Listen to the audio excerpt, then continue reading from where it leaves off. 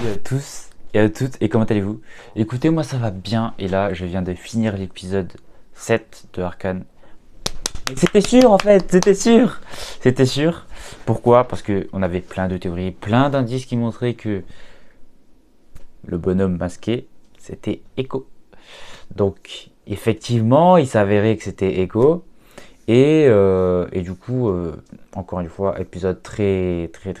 Là je le fais juste cet épisode-là parce que j'ai été surpris.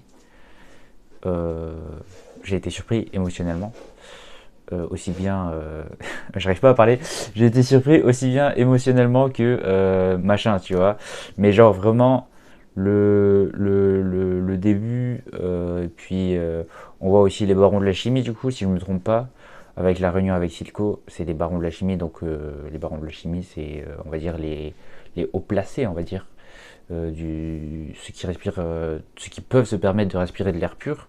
Je reprends les propos de Nakatine.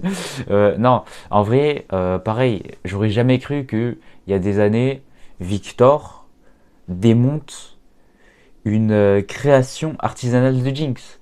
Genre, nous, on est là, avant la série Arcane, sur League of Legends, il y a enfin, moi en tout cas, de mes souvenirs, je pense pas qu'il y ait des liens entre Jinx et Victor, dans le lore en tout cas, dans le lore pour ceux qui jouent à League of Legends, mais c'est super intéressant. Genre, encore une fois, le monde est lié.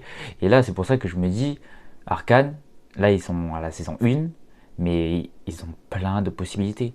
Là, ils peuvent aller jusqu'à là l'épisode avec tous les continents, Montargon, Demacia, Noxus, Piltoverson, c'est pas fini, hein, parce qu'il y a d'autres personnages, Bijowater, Shurima, et les Vastaya et Ionia, y a possibilité infinie là, enfin pas infinie, mais genre très grande, quoi, très grande.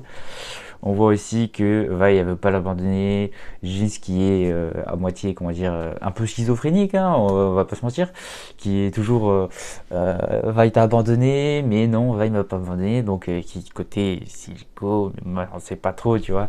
Du coup, et Kate aussi, Kate c'est marrant parce que Kate c'est vraiment la bonne femme, genre en mode elle veut la gentillesse et tout, mais c'est normal que Echo il soit prudent, c'est normal que même Vi au début soit prudente parce que les passagers sont pas tous comme Caitlyn, et du coup c'est super intéressant.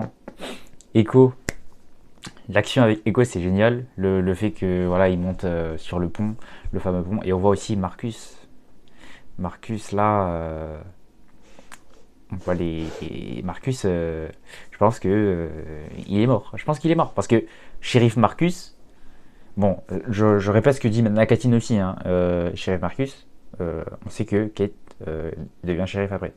Et là, on voit clairement que là, à la fin, il dit à ma fille que, et après, on le voit mort quoi. On le voit, il est comme ça, il s'est pris une explosion dans la gueule.